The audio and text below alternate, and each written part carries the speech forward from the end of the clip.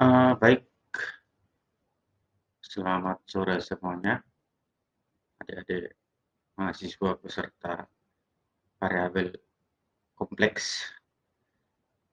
Sore ini kita akan membahas pertemuan 4, yaitu limit dan kontinuitas fungsi kompleks. Sebelumnya sudah saya ingatkan bahwa di pertemuan selanjutnya kita akan membahas limit dan kontinuitas fungsi kompleks. Untuk membahas limit dan kontinuitas fungsi kompleks ini, maka Anda harus mengerti apa itu fungsi yang terdefinisi, yaitu fungsi-fungsi yang dimana nanti dia mempunyai daerah asal, daerah kawan, dan daerah hasil. Itu harus kalian pahami bersama. Jadi untuk itu, apabila nanti ada sebuah fungsi tersebut bisa kita tentukan daerah asal, daerah kawan, dan daerah hasilnya. Maka bisa kita pahami apa itu fungsi kompleks. Baik, akan kita definisikan apa itu fungsi dengan variabel kompleks. Misalkan S himpunan bilangan kompleks. Fungsi kompleks F pada S adalah aturan yang mengawankan setiap Z anggota dari S dengan bilangan kompleks W dan dinotasikan dengan W sama dengan Fz. Dalam hal ini S disebut domain. Dari F dan Z dinamakan berubah variabel kompleks. Jadi seperti yang saya sebut tadi, kita akan memahami apa itu daerah asal yaitu domain, daerah hasil yaitu range. Itu untuk fungsi variabel kompleks. Misalkan W sama dengan U tambah IP adalah nilai fungsi F. Di Z sama dengan X tambah Y. Sehingga U tambah IP sama dengan F X tambah Y. Masing-masing bilangan real U dan P bergantung pada variabel real X dan Y. Sehingga Fz dapat dinyatakan sebagai pasangan terurut dari variabel real X dan Y, yaitu Fz sama dengan UXY ditambah IPXY. Jika koordinat polar R dan theta pada X dan Y digunakan, maka U tambah IP sama dengan F RE pangkat I theta, di mana W sama dengan U tambah IP dan Z sama dengan R kali E pangkat I theta. Sehingga Fz dapat dituliskan menjadi Fz sama dengan U theta ditambah IP R theta. Kemudian apa itu limit fungsi kompleks? Ya, definisi limit fungsi kompleks. Limit Fz sama dengan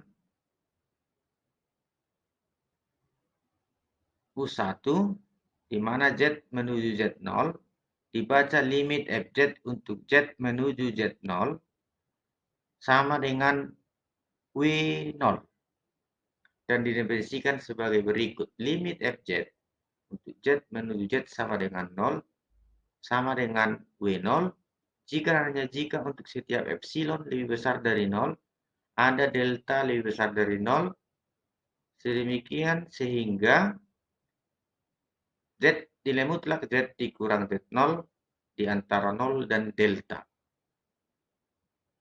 Maka berlaku nilai mutlak F dikurang Fz dikurang W0 lebih kecil dari epsilon.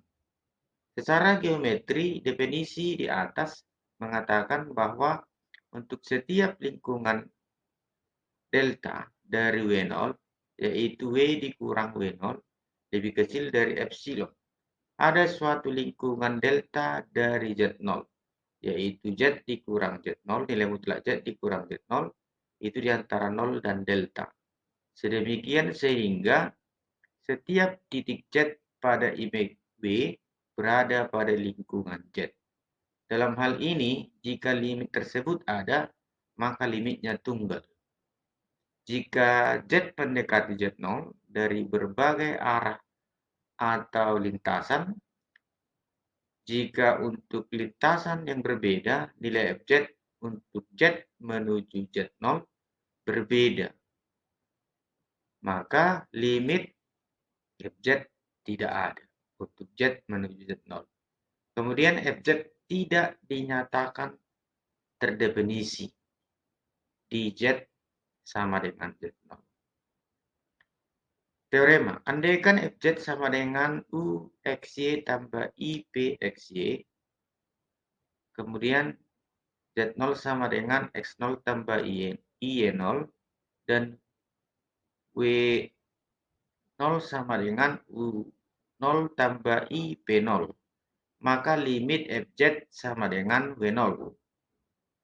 Jadi, jika limit XY menuju X0 Y0, U XY sama dengan U0, dan limit XY menuju X0, Y0, VXY sama dengan P0. Buktinya, untuk dia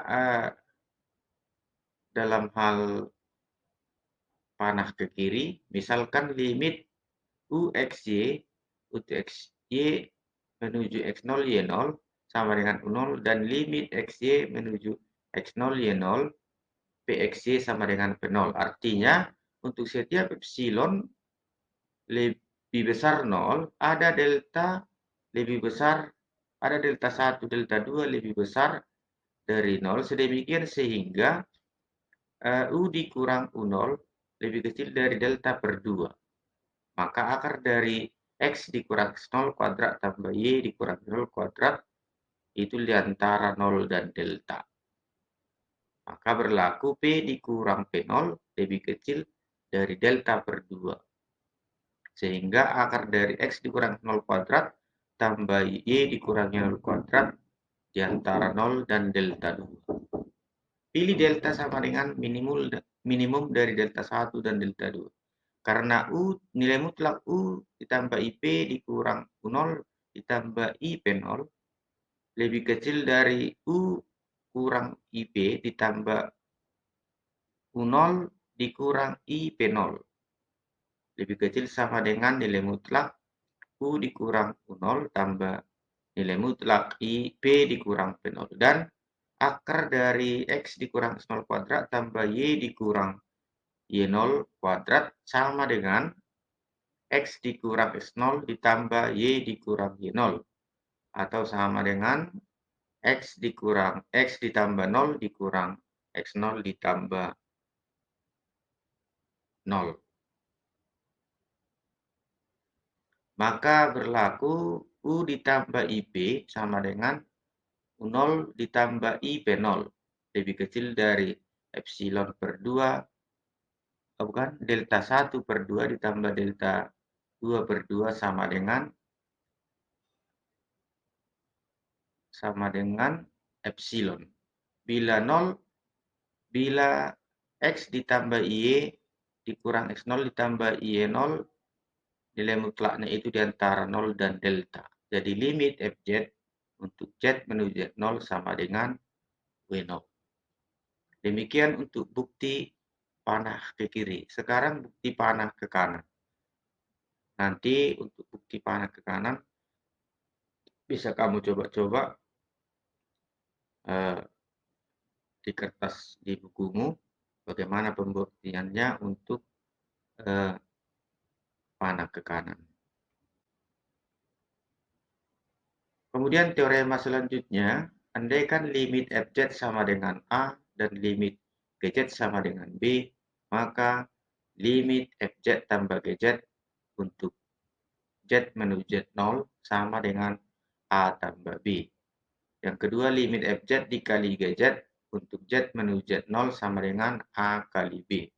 Yang ketiga, limit fz per gz untuk z menuju z0 sama dengan A per B. Kadang-kadang suatu bidang kompleks memuat titik di tak hingga. Bidang kompleks yang memuat titik tersebut disebut bidang kompleks yang diperluas. Teorema jika Z0 dan W0 titik-titik pada bidang Z dan W, maka limit Fz untuk Z menuju Z0 sama dengan tak hingga. Jika limit 1 per Fz sama dengan 0 untuk Z menuju Z0. Dua limit Fz sama dengan W0 untuk Z menuju Z0, demikian sehingga limit Z menuju 0, F dari 1 per Z sama dengan W0. Limit Fz sama dengan tak hingga untuk Z menuju Z0, jika limit 1 per F1 per Z untuk Z menuju 0 sama dengan 0. Kemudian kekontinuan. Suatu fungsi dikatakan kontinu, yaitu fungsinya fungsi Fz. Kontinu di Z sama dengan Z0.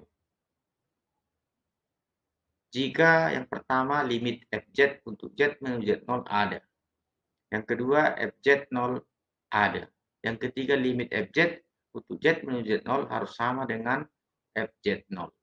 Dengan kata lain, Fz dikatakan kontinu di Z sama dengan Fz0 jika limit Fz untuk Z menuju Z0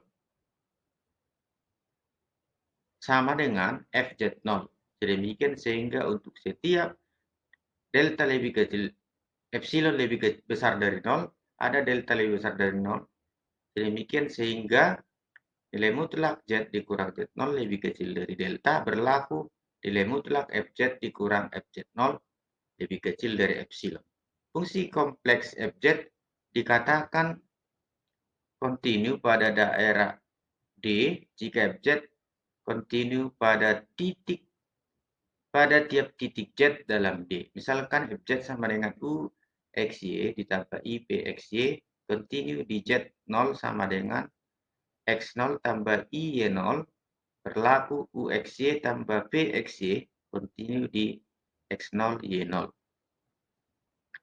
Kemudian berlaku lagi limit U XY sama dengan U X Y0 dan limit V XY sama dengan Vx0.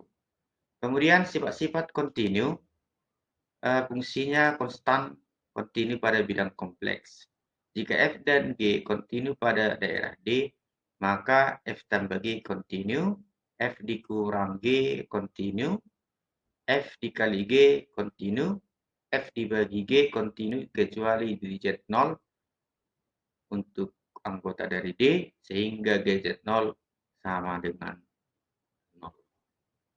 Baik, seperti itu pertemuan kita di sore hari ini, yaitu tentang limit dan kontinuitas fungsi bilangan kompleks. Untuk selanjutnya nanti akan Bapak kirim tugas-tugas yang menyangkut dengan limit dan kontinuitas fungsi bilangan kompleks. Terima kasih.